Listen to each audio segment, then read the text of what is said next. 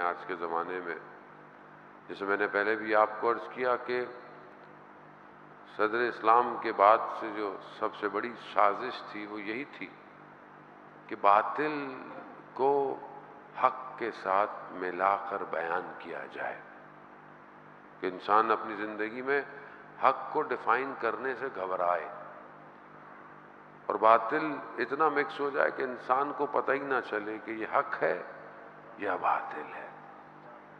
اس لیے پروردگار نے اپنے اولیاء کو بھیجا کہ وہ آئیں اور انسان کو آزمائش میں ڈالیں، امتحانوں میں ڈالیں، تاکہ ان امتحانوں میں انہیں پتہ چلے کہ حق کیا ہے اور باطل کیا ہے۔ سید الشہداء کربلا آنا حق کو واضح کرنا ہے۔ امت سو رہی ہے، غفلت میں ہے۔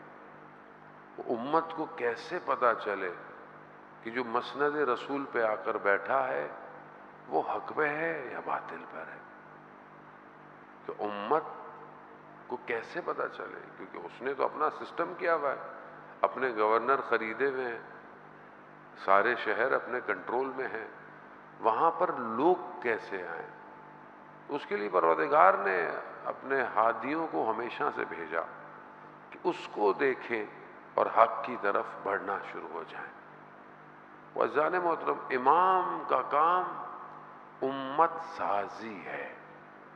امام امت بناتا ہے، اور امت سازی یہاں پر ظہور نہیں کرے گی صحیح طرح۔ اصل امت سازی کا نتیجہ آخرت میں نظر آئے گا۔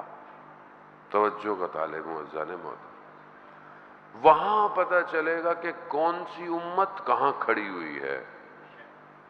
یہاں بہرحال انسان پھنسا ہوا ہے، تھوڑا سا کنفیوز ہے، لیکن جو یہاں پر امام کی طرف آ گیا، جہاں امام لے کر جانا چاہتے ہیں، وہ وہاں پر اسے پتہ چلے گا کہ یہ میں نے جو زندگی میں کام کیا تھا اس کا نتیجہ اسے وہاں ملنے والا ہے۔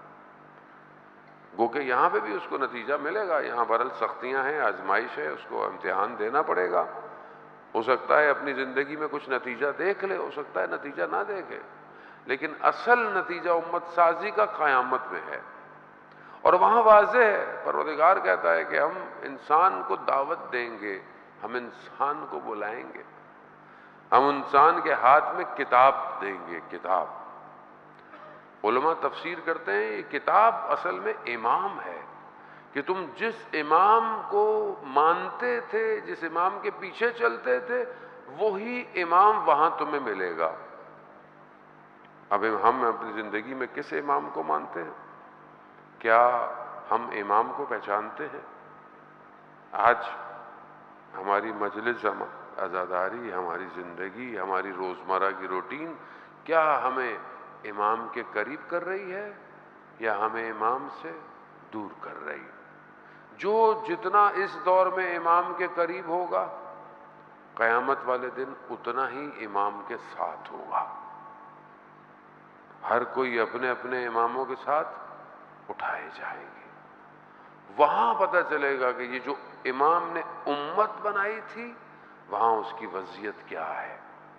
وہاں وہ ان جلووں کو دیکھے گا۔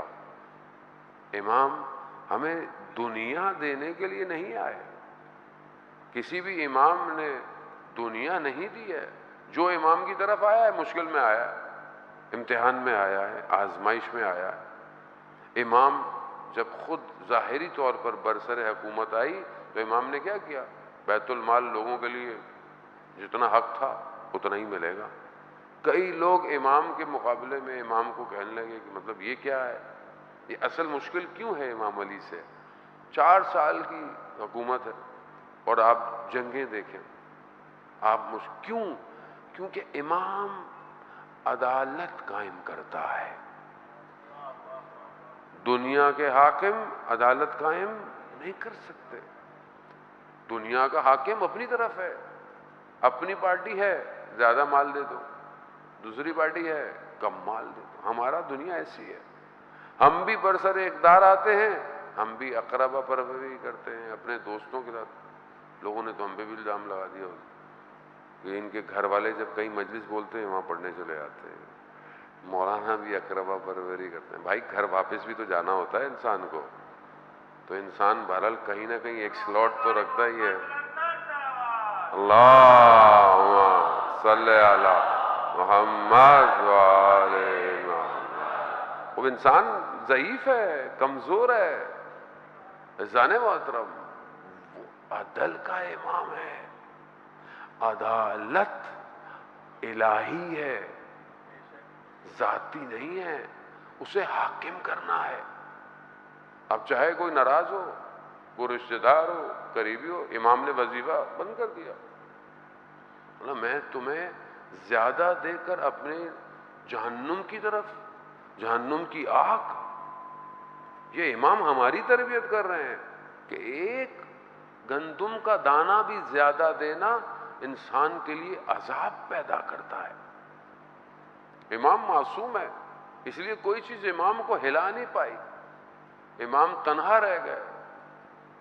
امام اپنے علم کو کنوؤں میں ٹرانسفر کرتے رہے کہ کوئی سننے والا نہیں ہے.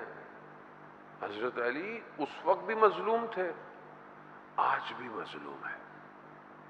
اس وقت کس طرح کے لوگ ہیں, مختلف گروہ ہیں جو امام کے مقابلے میں آئے ہوئے ہیں, جنہوں نے امام کو, خود اپنے امام کے چاہنے والے امام کو تنہا چھوڑ گئے. امام کہتے ہیں کہ جنگ لڑو, تیار ہو. کبھی کہتے ہیں سردی ہے, کبھی کہتے ہیں گرمی ہے. جرداق مسیح جو کرسچن رائٹر ہے, مجھے کہتا ہے کہ یہ ایسا مظلوم ہستی ہے جو اپنے جانے کے بعد دنیا سے زیادہ مظلوم تر ہو گئی ہے. امام کے جانے کے بعد کتنا امام کے خلاف پروپیگنڈا ہوا ہے, کتنا. نام سے گھبراہٹ ہے, آج بھی لوگ نام سے گھبراہٹ کرتے ہیں. نام آ جائے, اور یہ معاملہ الہی ہے. جب حاکم الہی نظام کو چلانے کی کوشش کرتا